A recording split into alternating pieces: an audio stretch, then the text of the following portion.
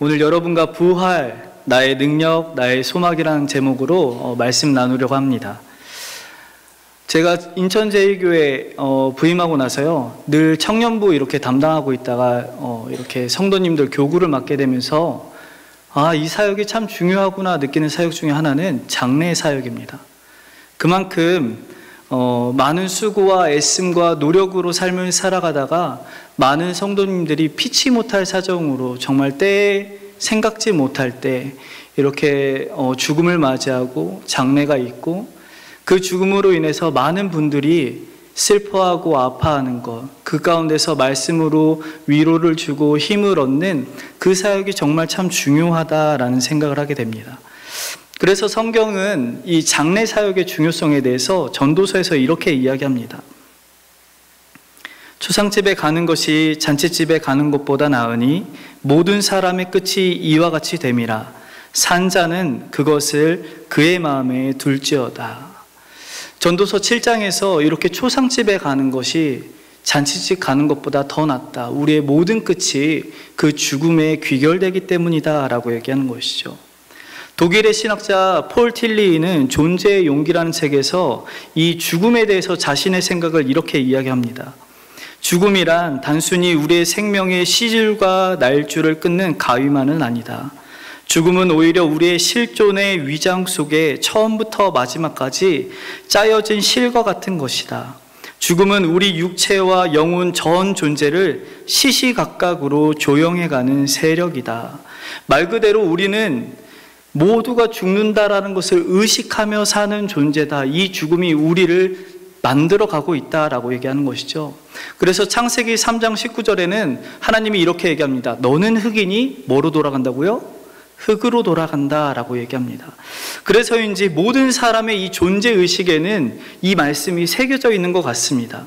다시 말해서 이 땅에 태어나고 자라는 오늘 유아 세례를 받은 이 모든 아이들도 태어나는 순간부터 죽는 그 순간까지 이 내면 안에 죽음을 인식하며 살아간다는 것이죠. 하루는요, 제 6살밖에 안 된 아들이요, 밤에 자다가 깨서 막 우는 거예요. 새벽에 얼마나 자고 싶습니까? 그래서 가서 이 우는 애를 달래려고 가서 아들 왜 울어? 라고 물어봤더니 이 애가 막 울면서 아빠 죽음이 너무 무서워요. 죽기 싫어요. 아니 6살 된 애가 뭐 죽음을 알겠습니까? 근데 이 말이 생각나는 거예요. 너는 흑이니 흑으로 돌아간다. 저 6살 된 아이도 죽음에 대해서 알진 못했지만 인식하고 있구나라는 생각을 하는 것이죠. 이 죽음을 인식하는 그 결과가 무엇입니까? 우리의 일생을 사는 동안 이 뿌리 깊은 절망감과 이 허무감이 우리 인생에 있다라고 얘기하는 것이죠. 누가 가르치지 않아도요, 이 인생의 허무, 절망이 느껴지는 삶, 이 죽음의 권능이 역사하고 있는 모든 삶이 그러하다라는 것입니다. 그렇기 때문에 이 죽음의 공포를 이기기 위해서 현대에 있는 많은 사람들이 허무주의, 물질주의, 이 방관주의로 살아가는 것이죠. 자신의 삶을 어떻게 해서든지 이 죽음을 기피하기 위해서, 모면하고 떠나보내기 위해서 만들어내는 것입니다. 이것이 예수님을 모르는 자연인들의 한계입니다. 부활에 대한 믿음이 없는 사람은 이 허무주의와 물질주의에서 벗어나지 못하는 것이죠. 그런데요, 교회를 얼마나 다녔든지, 얼마나 교회에서 열심과 봉사를 다했든지 이 예수 그리스도의 죽으심과 부활하심을, 정말 이 예수님의 몸의 부활을 믿지 못한다면 그 사람 역시도 아마 옛사람일 것입니다. 이런 점에서 부활은 참 기독교 신앙의 핵심 중의 핵심입니다. 여러분 한번 이 부활, 특별히 이 예수님의 몸의 부활이 육체의 부활이 없다라고 전제하고 한번 성경을 들여다보십시오. 부활을 빼고 성경을 읽으면요, 성경은 그야말로 모순투성입니다. 사랑, 평등, 진리, 인내, 희생, 헌신, 충성 이런 거 다 이야기해도 만약에 이 부활이 없다라고 얘기하면 이 모든 것이 공중에 떠도는 꽹과리와 같을 것이죠.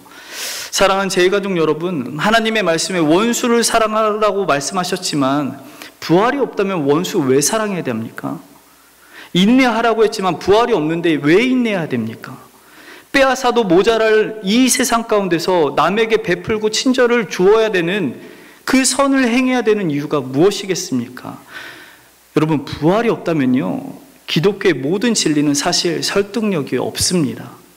더 나아가서 예수님의 부활을 인정하지 않고는 설명될 수 없는 일들이 성경 안에 너무 가득하다는 것이죠. 그 중에 하나가 바로 예수님의 제자들의 변화입니다. 이 예수님의 제자들은 사실 특별한 사람들이 아닙니다. 그들은 오늘 이 자리에 앉아있는 우리와 같은 그저 평범하게 살아가는 생활인들이었습니다. 어쩌면 이들은요, 우리보다 배움도 적고요, 천한 신분을 가졌고 그저 그 땅에서 살아가면서 소속돼서 먹고 마시는 그냥 일상을 보내던 사람들입니다. 그럼 그들이 심지어 예수님이 십자가의 도상에서 매달려 죽으실 때 어떻게 했습니까? 무서워서 도망치던 사람들이었습니다. 평범하기 그지없고 겁쟁이였던 이 사람들이 예수님이 십자가에서 죽으신 뒤에 약 2달 뒤에 그들이 전혀 다른 사람으로 변화됐다는 것을 성경이 기록하고 있다는 것이죠. 그들은 고결해지고요, 담대해졌고 유능해졌고 강직해졌습니다. 더 나아가서 죽음을 두려워하지 않는 사람이 되었다는 것이죠. 예수님과 함께 했던 그 3년의 시간이 그들이 바뀌지 못했음에도 불구하고 갑자기 이 사람들의 삶에 변화가 일어났다는 겁니다. 이들의 변화를 무엇으로 설명할 수 있겠습니까? 사도행전 5장 40절 41절엔 이런 말이 있습니다. 그들이 옳게 여겨 사도들을 불러들여 책찍질하며 예수의 이름으로 말하는 것을 금하고 놓으니 사도들은 그 이름을 위하여 능욕받는 일에 합당한 자로 여기심을 기뻐하면서 공회 앞을 떠나니라. 예수님을 따르던 정상적인 사고를 가지고 있던 이 수백 명의 수많은 제자들이요, 어느 날 죽은 자를 위해서 매를 맞고 옥에 갇히는 것을 기쁘게 여겼다라고 얘기한다면 여러분, 이걸 정상적으로 보실 수 있겠습니까? 이미 죽어서 이 세상에 없는 그 사람을 위해서, 누군가를 위해서 그를 따르던 수백 명의 사람들이 이토록 충성스럽게 자신의 목숨을 내놓으면서까지 그 죽은 자를 위해서 변화하고 증언한다면 그 이유가 무엇이겠느냐라는 것이죠. 그것은 그가 살아났기 때문에 그런 것 아닌가라고 생각해 볼 여지가 있다는 것입니다. 이 제자들의 변화를 생각해 보려면 예수님이 실제로 부활했다라는 것 말고는 사실 설명할 길이 없습니다. 그들이 실제로 부활하신 예수님을 만난 것이죠. 예수님이 제자들의 십자가 사건 이후에 부활하신 주님께서 그들을 직접 대면하셨고, 그들이 예수님의 이 옆구리에 창에 찔린 옆구리를 만져보기도 하고 이 못자국난 손을 만져보기도 하면서 그들의 인생 가운데 함께 들어오신 그 예수님 때문에 그들의 가치관이 바뀌고 그들의 생각이 바뀌는 혁명적인 변화가 어느 날 갑자기 일어났다라는 것입니다. 예수님의 부활을 그들이 목격했기 때문에 완전히 달라진 삶을 살아갈 수 있었다라는 것이죠. 인도의 선교사였던 이 썬다싱이라는 분이 영국에 방문했을 때 이런 질문을 받습니다. 아니, 인도의 오래된 전통적인 종교인 힌두교를 버리고 기독교를 믿게 된 이유가 무엇입니까? 라고 이렇게 질문을 받습니다. 그때 이 선교사 썬다싱이 뭐라고 얘기하냐면 부활하신 예수님이 살아계시기 때문입니다 라고 대답합니다. 오늘 본문에 있는 사도 바울 역시도요, 그런 경험을 통해서 전도자 사도, 전도자 바울이 되었던 것이죠. 그는 오늘 본문에서 이렇게 고백합니다. 7절입니다. 우리 함께 읽을까요? 시작. 그러나 무엇이든지 내게 유익하던 것을 내가 그리스도를 위하여 다 해로 여길 뿐더러. 아멘. 여기서 그리스도를 위하여라고 얘기하고 있는데요, 사실 문자적으로 그대로 번역하면 그리스도의 그 사실 때문에라고 얘기하는 겁니다. 그리스도의 그 사실, 다시 말해서 강조하고 싶은 것은 그 사실이란 예수님의 육체적인 부활을 뜻하고 있다는 것이죠. 사도 바울은 우리가 잘 아는 것처럼 다메섹 도상에 가는 중에 그리스도를 다 잡아 죽이려고 가고 있는 그 중에 부활하신 예수님을 광채 가운데 만난 사람입니다. 눈으로 부활하신 예수님을 목격한 사람이라는 것이죠. 그리고 이 부활 앞에서, 부활하신 주님 앞에서 그가 가지고 있던 가치관, 낡고 허물었던 그 사고방식이 벗겨지고 만 것이죠. 우리가 여기서 주목해야 될 것은 그의 변화의 과정입니다. 그는 부활을 목격하고 난 뒤에 심한 정신적인 변화를 겪었다라고 진술합니다. 정신적인 변화가 있었다는 것을 오늘 본문에서는 여기다라는 말로 얘기합니다. 다 해로 여길 뿐더러, 모든 것을 다 해로 여김은, 배설물로 여김은 여겼다라는 것이죠. 이 여기다라는 말이요, 변화를 설명하고 있는 이 여기다라는 말이 살피다라는 말입니다. 사실 쉽게 얘기하면 예수님을 딱 만나고 나서 무엇이 의미가 있는지 살펴보고, 무엇이 선한지를 살펴보고, 무엇이 아름다운지 살펴보고, 무엇이 참된지, 무엇이 영원한지, 무엇이 옳은지를 나름의 판단했던 모든 것을 자기 이 가치체계를 부활하신 주님을 대면하자마자 살펴봤다라는 것이죠. 그가 부활하신 예수님을 직접 만난 뒤에 이전까지 자신이 소중히 여겼던 모든 것이 무가치해졌다라는 것을 알게 됐다, 여기게 됐다라고 얘기하는 겁니다. 이 내면의 가치 전환, 가치 체계의 전도가 일어났다라는 것이죠. 이 미국의 항공사고 사건입니다. 이 비행기에서 내린 한 여성이요, 자신의 소지품이며 가방을 다 잃어버리고 내린 것이죠. 모든 것을 잃고 비행기에서 내렸을 때 이 공항 활주로에 비가 막 쏟아져 내리는 거예요. 소지품을 다 잃고 나서 온몸이 비에 흠뻑 젖은 이 처량한 신세인데도 불구하고 이 여인이요, 소리 한번 지르거나 막 화를 내거나 그러지 않는 것이죠. 그날 그녀에게는요, 그게 중요치 않았기 때문에 그렇습니다. 왜냐하면 그녀가 탑승했던 AA1420 이 항공기가 악천후 속에서 리틀록 공항으로 도착할 때 이 뇌우를 맞으면서 불시착해서 이 비행기가 파손되고 다 불탔습니다. 그때 일을 회상하면서 그녀가 이렇게 얘기합니다. 저는 모든 것을 가졌다가 모든 것을 잃었고 정말 처량한 신세가 되었지만 세상 어느 누구보다 많은 것을 가진 사람이 되었습니다. 추락사고에서 살아났다는 이 사실이요, 그녀가 잃어버린 모든 물건과 가치 있는 좋은 것들보다 더 훨씬 중요하다는 사실을 그녀가 깨달았다는 것이죠. 이게 가치체계의 전도이다라고 얘기하는 겁니다. 그녀가 비행기 사고를 당하면서 극적으로 생존해서 기존에 있었던 모든 가치가 무너지는 사건을 경험했다라는 것, 지금까지 중요하게 여겼던 모든 것들이 너무 하찮게 보이는 순간을 만난 것이죠. 사도 바울은요, 자신이 자랑스럽게 여기던 것들이 있습니다. 베냐민 지파의 후손이었다는 것, 태어난 지 8일 만에 할례를 받았다라는 것, 어릴 때부터 히브리어를 읽고 쓰는 훈련을 받은 히브리 사람이라는 것, 또한 율법을 지키는 열심을 갖고 있는 율법학자라는 것, 더 나아가서 내가 나처럼만 율법 지키면 구원받을 수 있다라고 자랑하는 사람, 더 나아가서 유대교 신자 중에 신자인데 그런 사람이 뭐까지 갖고 있습니까? 로마 시민권까지 갖고 있습니다. 그는 엘리트 중에 엘리트였고 가진 자 중에 가진 자였습니다. 그런 그의 삶을 지탱하고 있던 근본적인 토대이며 자랑의 자부심의 원천이 오늘 부활하신 예수님을 만나고 다 무너졌다라는 것이죠. 그의 내면에 자리한 이 가치, 모든 것들이 부활하신 주님을 만나자 하찮은 것으로, 배설물로, 해로운 것으로 여겨지는 가치 변화가 일어났다라고 얘기하는 겁니다. 이런 변화가 있는 그 중심에는 뭐가 있습니까? 예수 그리스도의 부활이 있는 것이죠. 예수 그리스도의 부활을 알고 나자 자신이 소중하게 여겼던 모든 것들이 하찮다라고 얘기하는 것입니다. 사도 바울에게 가치체계의 전도가 일어났습니다. 예수님의 부활 때문입니다. 그런데 이 변화의 과정은요, 자신의 의지적이고 이성적이었다는 것을 그의 본문에서 오늘 여기다라는 표현에서 자신의 의지였고 자신의 이성적인 사고였다라고 얘기하는 것이죠. 이것은요, 그가 뛰어난 사람이기 때문에 알게 된 게 아닙니다. 그가 철학적인 사고를 잘했기 때문에 나타난 결론, 도출도 아닙니다. 순전히 경험에서 비롯된 결과라는 것이죠. 자신이 가진 것과 부활하신 주님을 놓고 비교해보니 확실히 자신이 가지고 있는 모든 것이 하찮다라고 여겨졌던 것이죠. 그는 그의 자유대로 신앙인이 된 것이 아닙니다. 하나님이 그를 이끌어서 부활하신 주님을 만나게 하심으로 그가 신앙인이 된 겁니다. 하나님의 손에 이끌려 부활의 영광을 보자 세상에 있던 모든 것이 하찮게 여겨지는 이 영광을 봄으로 자신의 것이 몰아내지는 경험을 하게 된 것이죠.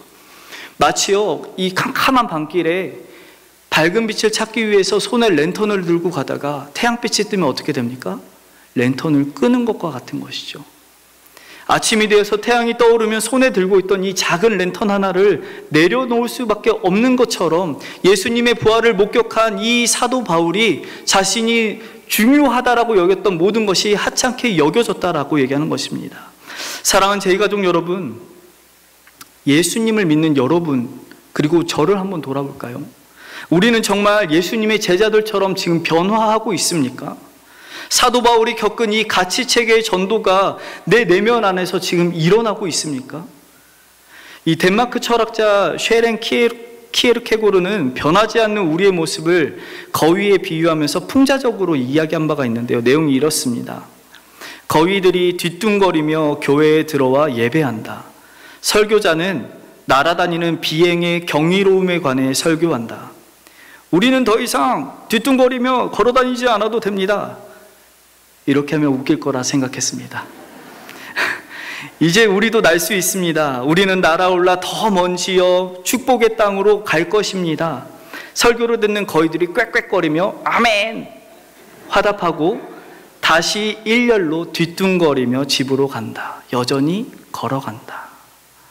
사랑하는 제가족 여러분, 우리가 이 거위들처럼 정말 많은 예배를 드리고 설교를 듣고 기도하고 주님 앞으로 나아오지만 사도 바울과 같은, 아니 제자들과 같은 이런 변하는 모습이 우리 안에는 없지 않습니까? 날기 위해서, 내 중심에는 이 거위들과 같이 날기 위해서 많은 설교를 듣고 있지만 날지 않고 이 문 밖을 나가고 있지 않습니까? 어쩌면 예수 그리스도의 죽으심은 믿고 있지만 나를 위해서 다시 사신 이 부활에 대해서는 믿지 못하고 있는 건 아닙니까? 예수님의 십자가의 죽으심뿐만 아니라 예수 그리스도의 이 몸의 부활, 이 육체의 부활은 사도 바울의 인생의 전환점이고 터닝포인트이고 신앙의 핵심이었다는 것이죠. 그러나 우리는 이 부활에 대해서 믿지 않는 경향이 있고 그저 죽어서 천국 가는 것으로 끝난다라고 생각하는 신앙의 안일함이 있다는 것이죠. 이것이 우리의 문제이다라고 얘기하는 겁니다. 사랑하는 성도 여러분, 성도는 죽으면 이 땅에 묻히고 태워 없어지면서 흙으로 변하는 게 맞습니다. 그리고 나서 이 영혼은 즉시 주님께로 가게 되는 것이죠. 영혼의 상태로 그런데 주님과 함께 머물러 있다가요, 주님 안에서 희락과 평강을 누리고 있다가 그것으로 끝나는 인생이 아닙니다. 그렇게 영으로 있다가 주님이 함께 이 땅 가운데 오실 때, 주님이 재림하시는 그날 먼저 죽은 자가 주님과 같은 부활의 육체를 입고 이 땅 가운데서 주님을 만나는 사람들이 주님과 같은 부활의 육체를 호련히 변하게 되는 그 역사가 있다라고 성경이 기록하고 있는 것이죠. 이 땅에서 죽지 않고 주님을 보는 사람이 주님과 같은 부활의 육체를 입는 것, 그리고 죽은 자도 주님의 재림 때에 부활의 육체를 입는 것. 사람이라고 정의할 때는요, 영혼만을 얘기하는 게 아니라 육체와 영혼을 함께 갖고 있는 사람을 사람이라고 합니다. 이렇게 주님의 재림이 있고 난 뒤에 이 땅 가운데는요, 눈에 보이는 가시적인 하나님의 나라, 눈에 보이는 하나님의 나라가 나타나는 것이죠. 주님의 통치가 정치적으로 임하는 그 나라, 하나님 나라가 이 땅에 임하는 겁니다. 다시 말해서요, 하나님의 나라를 들어갈 때는 여러분 영혼으로 가는 거 아닙니다. 부활한 육체의 몸을 믿고 부활하신 주님처럼 가는 나라, 그곳이 하나님 나라입니다. 하나님 나라는요, 성도가 찾아가는 나라가 아니라요, 하나님께서 이 땅 가운데 임하는 나라, 주님의 재림과 함께 이 땅 가운데 임하는 나라가, 우리 가운데 임하는 나라가 하나님 나라라고 얘기하는 것이죠. 부활은 과학적으로 설명할 수는 없습니다. 하지만 역사적인 사실입니다. 부활을 증명할 수는 없지만 부활을 믿음으로 전 인격이 바뀌는 이 변화를 받은 이 사실을 증언해 줄 사람은 과거에도 많고 지금도 여전히 숱하게 많다라는 것이죠. 그러나 우리는 부활을 믿긴 하지만 이 몸의 부활에 대해서는 생각하지 않을 때가 많습니다. 그 결과로 어떻게 됩니까? 부활신앙이요, 굉장히 추상적인 관념에만 머물러 있는 것이죠.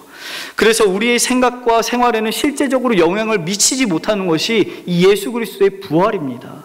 그런데요, 부활신앙은요, 단순히 교리가 아닙니다. 우리의 생각과 행동에 영향을 미치고 있는, 우리 생각과 행동을 바꿀 수 있는 중요한 하나님의 말씀이라는 것이죠.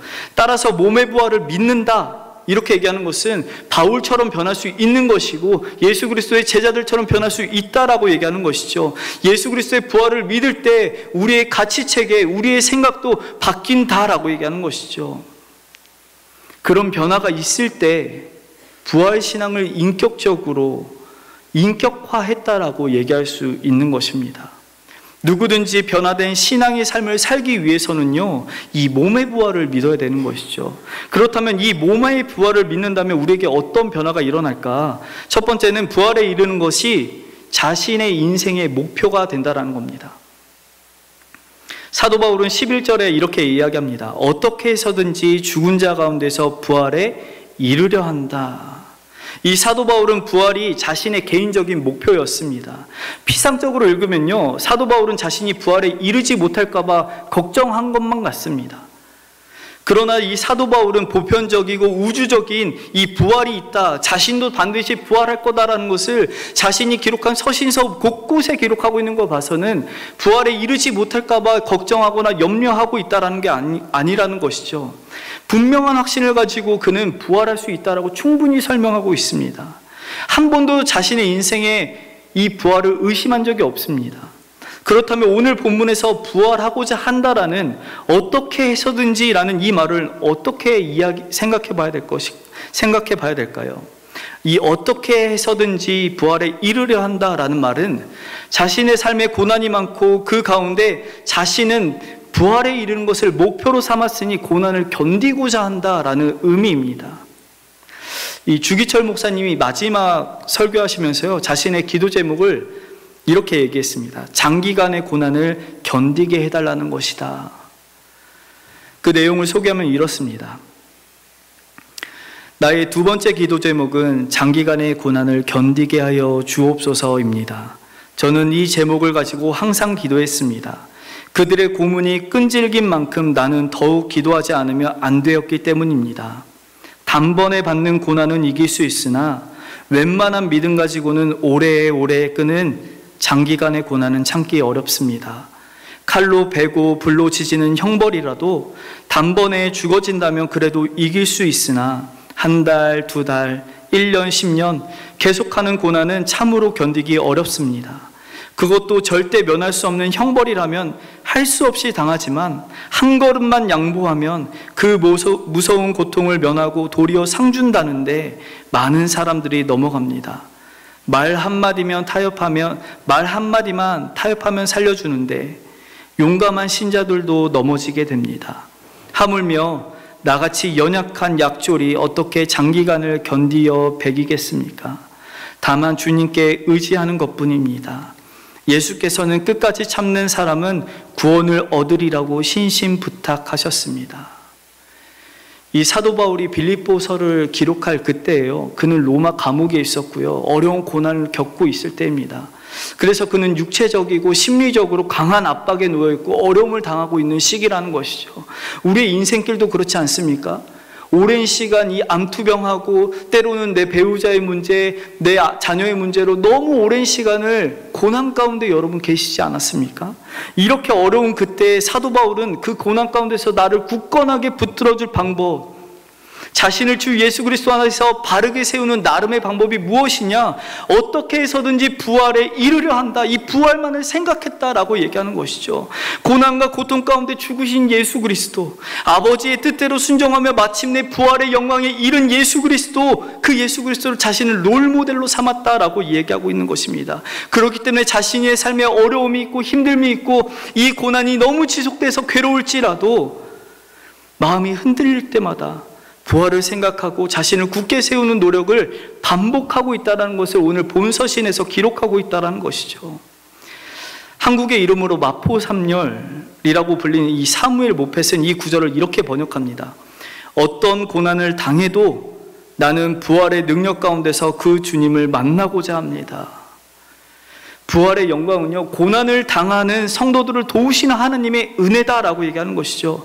불과 같은 시험을 당할 때 우리는 무엇을 생각해야 됩니까? 예수 그리스도의 부활을 생각해야 되는 것이죠. 부활을 생각할 때 고난을 이길 수 있는 힘이 우리에게 주어진다라고, 예수 그리스도로부터 얻을 수 있다라고 지금 성경이 이야기하고 있다라는 것이죠. 고난 당할 때 부활을 붙잡으면 능히 그 고난을 이겨낼 수 있다라고 얘기하는 것입니다. 반대로 고난당할 때 부활을 생각하지 않으면 우리는 얼마든지 넘어질 수 있는 연약한 존재이다라고 사도 바울이 반증하고 있는 것이죠.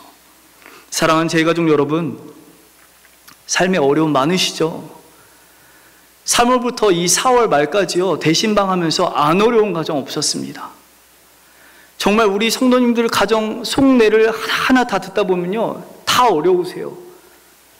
그 고난과 그 어려움과 그 힘듦을 예수 그리스도의 부활을 생각하며 그 부활에 이르기 위해서 날마다 주님과 함께 할 때 주님이 그 고난을 이기고 넉넉히 넘어가게 하실 힘을 주신 줄 간절히 믿습니다. 그런가 하면 부활을 믿는 자는 주의 일에 힘쓰게 된다라는 것입니다. 사도 바울은 고린도전서 15장 58절에 이렇게 이야기합니다. 그러므로 내 사랑하는 형제들아, 견실하며 흔들리지 말고 항상 주의 일에 더욱 힘쓰는 자들이 되라. 이는 너희 수고가 주 안에서 헛되지 않은 줄 알미라. 주를 위한 우리의 수고가 헛되지 않는 이유가 무엇일까? 우리가 이 몸으로 다시 살기 때문이다라고 얘기하는 것이죠. 사랑하는 성도 여러분, 부활의 요점은요, 현재 이 몸은 어차피 죽을 몸이니까 이 몸으로 사는 것 자체가 이 땅에서 사는 것이 무가치하다라고 얘기하고 있는 것이 아닙니다. 부활이 말하고 있는 이 진정한 의미는 몸의 부활이 있으니 몸으로 하는 모든 것은 하나님께서 주시는 상이 있다. 부활하는 날, 예수님과 같이 부활하는 그때에 상을 받게 될 것이니 부활에 임할 때까지 주님처럼 힘써 주의 일에 애쓰고 헌신하고 충성하라라고 얘기하는 것이죠. 현재 우리가 하고 있는 모든 일들, 어려운 사람을 돌보고 이웃을 사랑하고 복음을 전하고 교회를 섬기고 회사를 다니고 가족을 양육하고 자녀를 돌보는 모든 일, 이 모든 일은 주님께서 우리를 부활시키시는 그 날에 하나님께서 상 주신다라는 것을 우리가 생각해야 된다라는 것이죠. 그러기에 몸으로 하는 모든 일에는 열심을 다해야 된다라고 성경이 가르치고 있습니다. 사람이 몸으로 행하는 모든 것에 반드시 몸으로 돌려받게 된다라고 얘기하고 있는 것이죠. 이 내세에서뿐만 아니라 현세에서뿐만 아니라 내세에서 반드시 주님이 상 주신다라고 얘기하는 것입니다. 우리가 부활을 믿게 되면요, 어떤 일이 달라지는 게 아닙니다. 그렇지 않습니다. 일이 달라지는 것이 아니라 이 일의 목표와 그 가치가, 그리고 우선순위가 달라진다라고 얘기하는 것이죠. 예수님의 제자들이 예수님의 부활을 보고 겪고 목도하고 나서 그들이 물질을 모으는 것에 힘썼습니까? 그렇지 않습니다. 그들은 대신 나누어주는 것에 힘썼다라는 것이죠. 왜냐하면 부활의 소망이 있었기 때문에 그렇다라는 것이죠. 부활의 소망이 있는 이 제자들이 이 세상 가운데 자신의 집을 두지 않았습니다. 물질에 대한 집착과 탐욕에서 해방되었습니다. 그리고 스스로를 나그네라 여기면서 부활의 관점으로 이 땅을 살아내기 시작했다라는 것이죠. 이 땅에 있는 것이 중요한 것이 아니라 재림하는 예수님께 자신의 생을 두고 살아갔다라는 것이죠. 고린도전서 6장 14절, 하나님이 주를 다시 살리셨고 또한 그의 권능으로 우리를 다시 살리시리라. 하나님 아버지께서 우리 주 예수 그리스도를 다시 살리신 것처럼 나도 그 권능으로 다시 살아날 것을 믿고 나의 생의 목표와 가치와 내 모든 영광을 주님을 위해서 바꾸는 인생이 되었다라고 얘기하는 것이죠. 그렇기 때문에 이 부활을 믿게 된다라는 것은 전적으로 주님의 일에 힘쓸 수 있는 사람이 될 수 있다라는 것입니다. 사랑하는 제이가족 여러분, 이 땅을 위해서, 이 땅의 것을 위해서 힘쓰는 자가 아니라 부활의 영광을 소망하며 주님께서 부활한 우리에게 상 주실 것을 바라고 이 땅 가운데서 주님께서 맡겨주신 것을 위해서 살아가시는 우리 모두 되길 간절히 소망합니다. 마지막으로, 부활을 믿는 자는 죽음을 두려워하지 않게 됩니다. 숫자 4, 장례식장, 공동묘지, 화장터, 이런 데 갔다 오면요, 어른들이 소금을 뿌리더라고요. 이게 안 좋다라고 인식하는 거죠. 그래서 그런지 이 예수님을 잘 모르는 분들이, 교회 다녀와도 예수님과 부활한 주님을 잘 모르는 사람들이 이 죽음 참 재수없다라고 생각하는 분들이 많습니다. 그래서 이 죽음을 슬퍼하기만 하고 오히려 혐오하는 사람들이 있다라는 것이죠. 그러나 이 죽음, 이 주님의 부활과 그 예수 그리스도의 몸의 부활을 믿는 성도들은 이 죽음을 대할 때 그 태도 자체가 다릅니다. 죽음을 기피하거나 증오하는 이 심리적인 거부가 없는 것이죠. 왜냐하면 성도에게 죽음이란 암흑으로 들어가는 것이 아니라 더 밝은 빛으로 나가는 통로이기 때문에 그렇습니다. 인생의 종결이 아니라 더 나은 시작점이기 때문에 그렇습니다. 다시 말해서 성도에게 죽음이란 부활로 가는 과정이다라고 얘기하는 것이죠. 죽음으로 인해 부활에 이르는 하나님의 은혜가 이 성도들 가운데, 우리 가운데 이 죽음을 통해 있다라는 것이죠. 그렇기 때문에 이 죽음은 두렵지 않습니다. 주님께서 부활하셨기 때문에 나도 부활할 것을 믿기 때문에 죽음 때문에 좌절하거나 절망하지 않을 수 있다는 것이죠. 2012년도에 별세하신 이 강영우 박사님이라고 이 시각장애인으로서 세계 최초로 이 박사학위를 받으신 분인데, 이 노스트 이스턴 주립대학에서 교수님으로 활동하셨고, 그리고 미국에 있는 백악관 정책보좌관을 지내셨던 시각장애인이고 한국인으로 되게 유명하신 분이 계십니다. 근데 그분께서 세상을 떠나실 때 이 두 아들과 아내 그리고 지인들에게 유언을 남겼는데 내용이 이렇습니다. 마음보다 머리로 먼저 생각나던 나에게 하나님께서는 세상을 따뜻하게 품고 살아가는 당신을 선물로 주셨습니다. 지난 50년간 늘 나를 위로해 주던 당신에게 난 오늘도 이렇게 위로받고 있습니다. 당신이 있었기에 모든 것이 가능했습니다. 아직도 봄날 반짝이는 햇살보다 눈부시게 빛나고 있는 당신을 난 가슴 가득 품고 떠납니다. 사랑합니다. 사랑합니다. 사랑합니다. 그리고 고마웠습니다. 나를 아껴주신 모든 분들께 올립니다. 여러분들이 저로 인해 슬퍼하시거나 안타까워하지 않으셨으면 하는 것이 저의 작은 바람입니다. 아시다시피 저는 누구보다 행복하고 축복받은 삶을 살아오지 않았습니까? 끝까지 하나님의 축복으로 이렇게 하나 둘 주변을 정리하고 사랑하는 사람들에게 작별 인사할 것도 허락받았습니다. 여러분으로 인해 저의 삶이 더욱 사랑으로 충만하고 은혜로웠다고 감사합니다. 이분의 모든 유언이 전반적으로 감사입니다. 마치 이 죽음을 앞두고 있는 이분의 유언이요, 먼 길을 그냥 떠나고 잠시 떠나 있을 테니 언젠가 우리 다시 만나니까 걱정하지 마라, 괜찮아 라고 얘기하고 있는 것이죠. 도리어 감사로 가득한 삶. 제가 2022년도 12월에 부임하고요, 아무것도 모른 채 1월을 맞이했습니다. 그런데 한 분의 성도님께서 지금은 소천하신 고 김용희 권사님에 대해서 이야기를 하시면서 곧 항암 치료를 받으시니까 목사님 전화해서 기도 한번 해주세요 라고 얘기하시더라고요. 제가 이 권사님에 대해서 뭘 알겠어요. 그래서 전화를 했습니다. 네, 권사님 안녕하세요. 이번에 사교구를 맡게 된 유승훈 목사입니다. 권사님 요번에 항암 치료 받으신다고 하셔서요. 네, 목사님, 저는 항암 치료 진짜 받기 싫은데 우리 자녀들이 받으라고 해가지고요. 저 사실 괜찮아요, 목사님. 그래서 항암 치료 받으셔야 되지 않겠어요? 라고 얘기했더니 이 권사님이 저에게 한 말이 잊혀지지 않습니다. 목사님, 저 죽는 게 두렵지 않고요. 주님 만날 생각에 나 감사해요. 우리 다시 부활해서 만날 수 있다는 생각에 감사해요. 그래서 두렵지 않아요. 1월 달에 우리 김용희 권사님의 통화를 듣고 있을 때요, 이게 그리스도를 믿는 사람의 신앙의 고백이구나.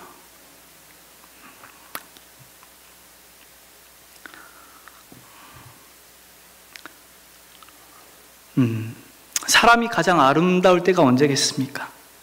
자신의 삶에 어떤 일을 겪었든지 얼마나 힘든 일이 있든지 그것과 상관없이요, 자신의 생을 마칠 때 감사하다고 말할 수 있는 정말 인간이 이룰 수 없는 가장 숭고한 경지가, 아름다운 경지가 있다라는 것이죠. 우리는 이 땅을 살 때 이 땅에서 모든 삶을 종결하는 것이 아닙니다. 더 높은 차원, 더 영적이고 더 영원하고 아름다운 영광스러운 삶으로 진입해 나아갑니다. 예수님의 부활을 믿는 우리들에게 이런 확신이 있을 때 죽음은 슬프지도 않고 두렵지도 않다라는 것이죠. 우리 주 예수 그리스도가 다시 살아나셨습니다. 그리고 우리에게도 그와 같이 될 거라고 주님께서는 약속해 주셨습니다.